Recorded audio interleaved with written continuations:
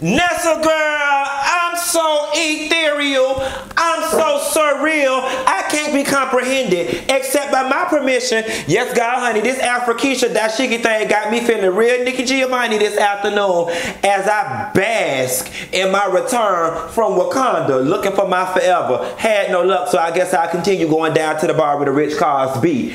Nevertheless, Nessa girl, did you get into love and hip hop from Monday? I'm pretty sure you did, because today is Wednesday.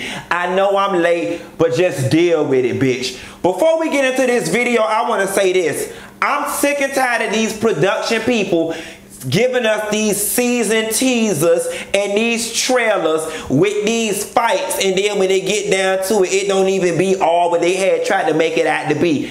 I'm thinking Tommie had done whooped up every ass down to the damn bar or whatever. Y'all gonna have an altercation where she was only able to catch the audio and not the video. Honey, we wanted to see what piece of security Tommie had jumped on, but nevertheless, we'll say that part for later. Let me start out by saying this. Sierra, you ain't never been my favorite person on Love and Hip Hop Atlanta. But bitch, your opening confessional when you was going the fuck off on Karlie Red was nothing but genius. You slayed that bitch for that poorly put together French intervention, and I went up for it.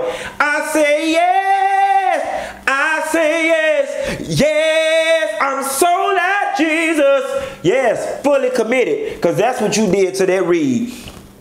Dime's gender reveal really made me feel good. I'm going to tell y'all something.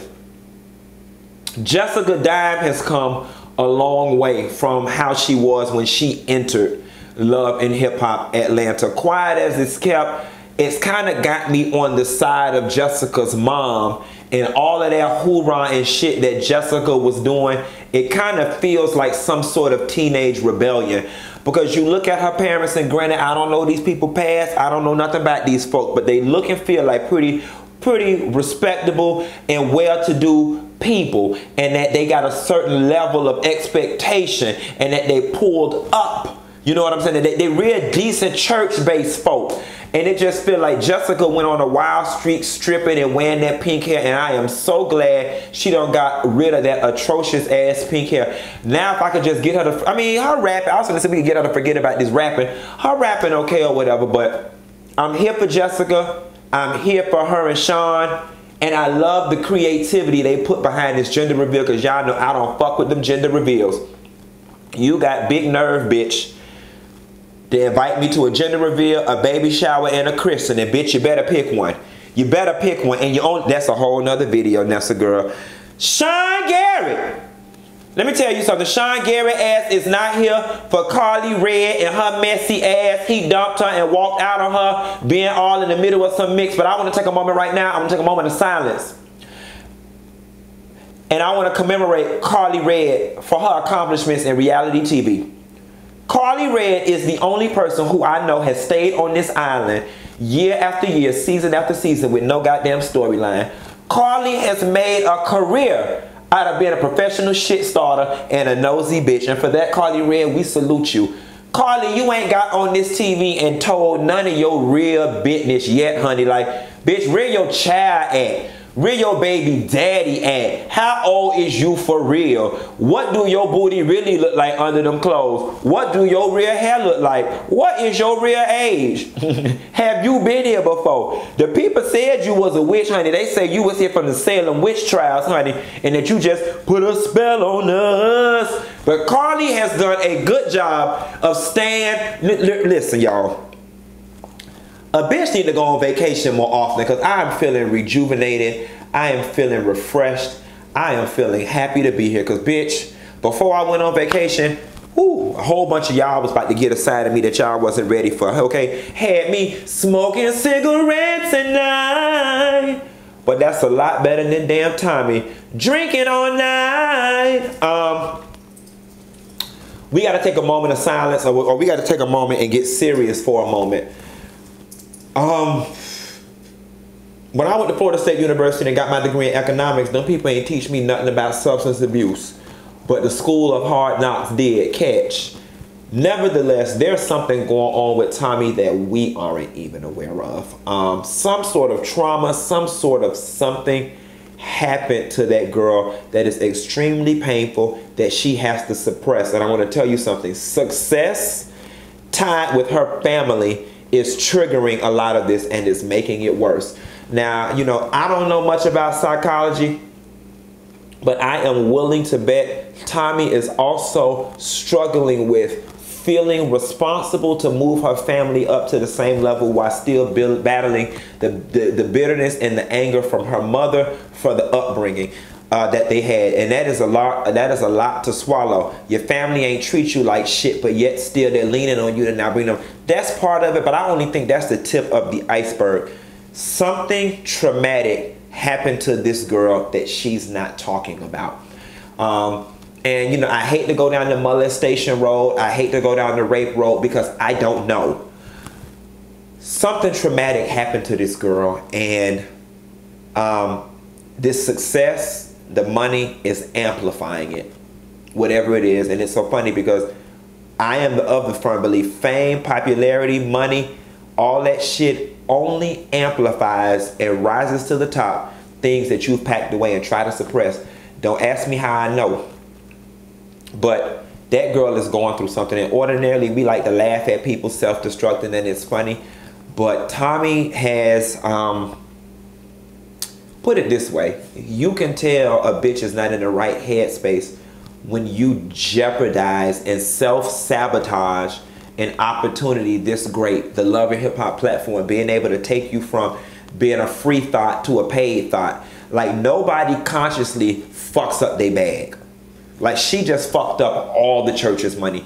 Nobody does that consciously, willingly, voluntarily, and on purpose. Something is wrong with Tommie. Something has happened to Tommie, and she needs sympathy and our prayers at this moment. So y'all go ahead and give that to her. Back to the reason why they met, Rasheeda opening up that second location. Hats off to Rasheeda for doing it big. You know, people buying. I mean, that's a girl. They buying them old refurbished ass clothes or whatever. She getting them for $6.99 and refurbishing them and selling them to y'all for $79.99. But bitch, I'm not Susie Orman. It ain't up to me to tell you how to spend your money. I mean, it's a market for everything. Somebody like it. A lot of somebody like it. So apparently, she got a second damn location. Karlie walking her ass down to the glam shop. Karlie, you just not gonna get enough about telling folks about they damn man until somebody bam your ass in the mouth. Yet alone, bitch, you don't have 50, 11 mans and we only got 6 seasons. So how the fuck you did that math and came up with your life?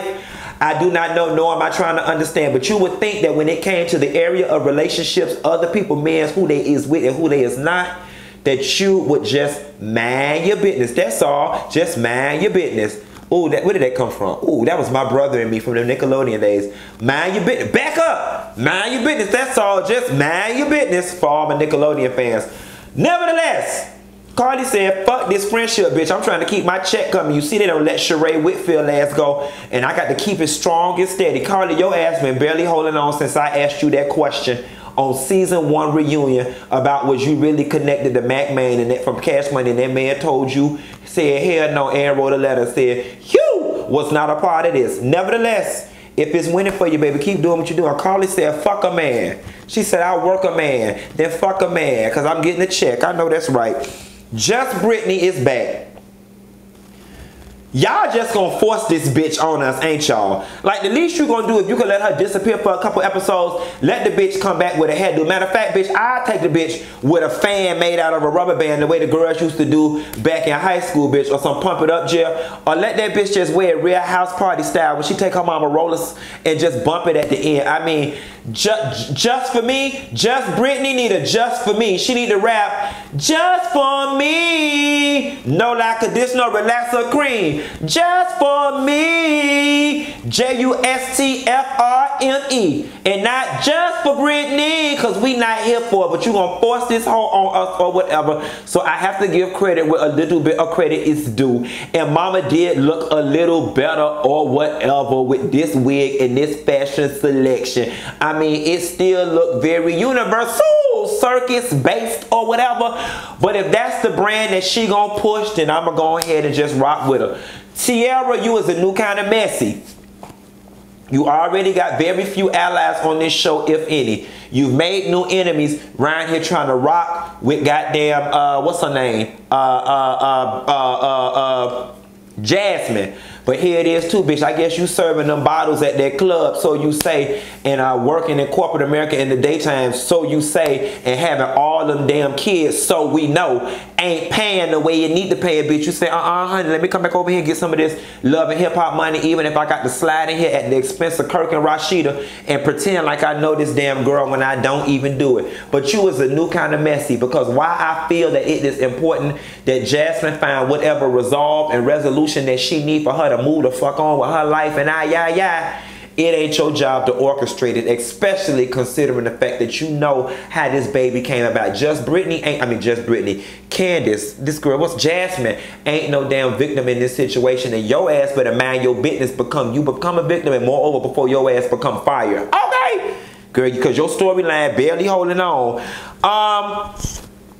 When we saw Stephanie Gale standing outside the Hilton, honey, you knew something was wrong. And did y'all see young Jock? He was sitting there looking like a concerned auntie. They had done fired Tommie. But I'm going to tell you what was more baffling to me than Tommie being fired. At the same time they fired Tommie, they must have fired Estelita accent, because that bitch ain't Spanish. That bitch a white woman with a tan.